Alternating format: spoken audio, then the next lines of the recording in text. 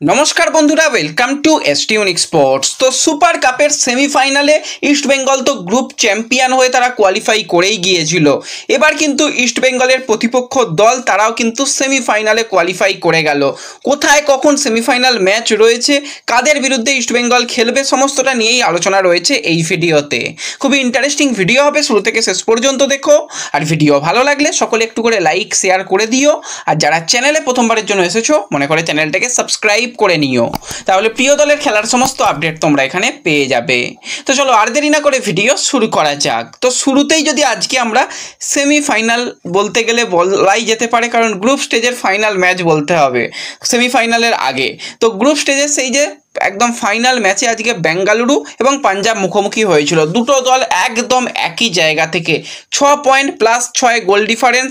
Head to হেডে যদি match draw হয় তাহলে কিন্তু পেনাল্টি, সেখান থেকে দল তারা যাবে সেমিফাইনালে।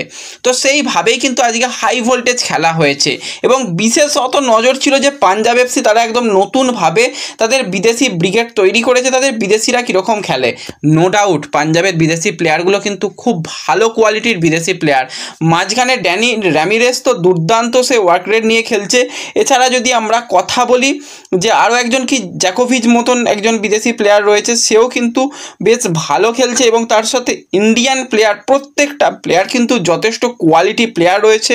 প্রত্যেকটা প্লেয়ার খুব পরিশ্রম করতে পারে। ডিফেন্স লাইনে বিজয় এসে তো নো ডাউট ভালো খেলে দিচ্ছে, সে কিন্তু বলে বলে প্লেয়ারদের আটকে দিচ্ছে। এবং ডিফেন্স লাইনে সমীর, সেও কিন্তু দুর্দান্ত খেলছে। এবং গোলকিপার পজিশনে আজকে মোহিত সুবীর ছিল। তো সুবীর তো আজকে একদম বলতে গেলে এই যে গ্রুপ স্টেজের ফাইনাল ম্যাচে কিন্তু হিরো।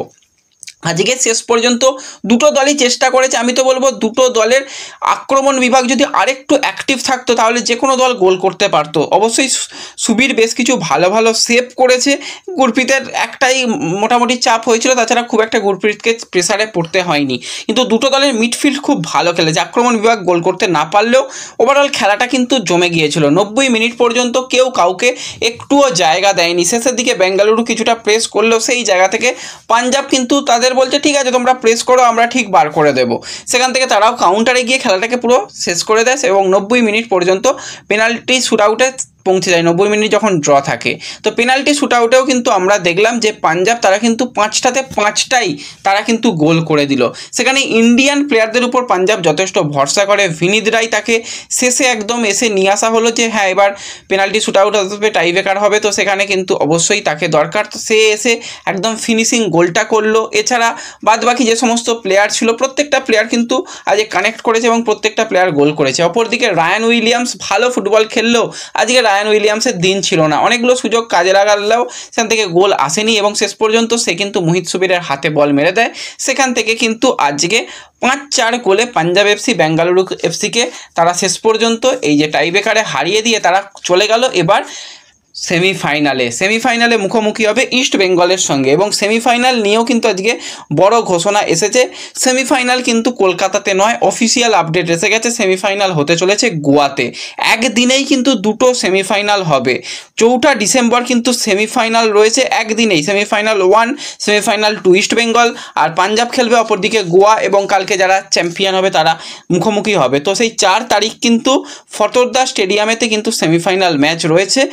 এরপর যারা সেমিফাইনাল জিতবে তারা সরাসরি চলে যাবে ফাইনালে। ফাইনাল ম্যাচ হবে কিন্তু 7ই ডিসেম্বর। তো পরপর দুটো ম্যাচ রয়েছে।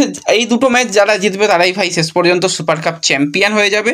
তো ওভারঅল কিন্তু ইস্ট বেঙ্গলের সামনে একটা ভালো প্রতিপক্ষ পাঞ্জাব এসেছে। মাঝখানে কিন্তু এই যে অনেকটা দিন, প্রায় 1 মাস সেই জায়গাটায় খেলা নেই। এই যে মোমেন্টামটাই প্রত্যেকটা দলের একটু করে হলেও ব্রেক হবে। তবু গোয়া তারা আজকে খেলবে, কিছুক্ষণ বাদেই তাদের খেলা রয়েছে। রাতের বেলা যদি সব কিছু ঠিকঠাক থাকে একসাথে ম্যাচ দেখার ইচ্ছাও রয়েছে, লাইভ করার ইচ্ছাও রয়েছে। তারা আল নাসেরের বিরুদ্ধে খেলবে এবং সেখানে CR7কে কিন্তু অলরেডি রেজিস্টার করানো রয়েছে। তো দেখা যাক CR7-এর বিরুদ্ধে আজকে কীরকম খেলে আমাদের ইন্ডিয়ান প্লেয়াররা। এফসি গোয়া তাদের জন্য শুভকামনা রইল। তো এই ভিডিওতে এই আপডেটগুলোই দেওয়ার ছিল। ভিডিও ভালো লাগলে লাইক শেয়ার করে দিও, চ্যানেলে প্রথমবারের জন্য এলে সাবস্ক্রাইব করে নিও। দেখা হবে পরবর্তী ভিডিওতে। ধন্যবাদ।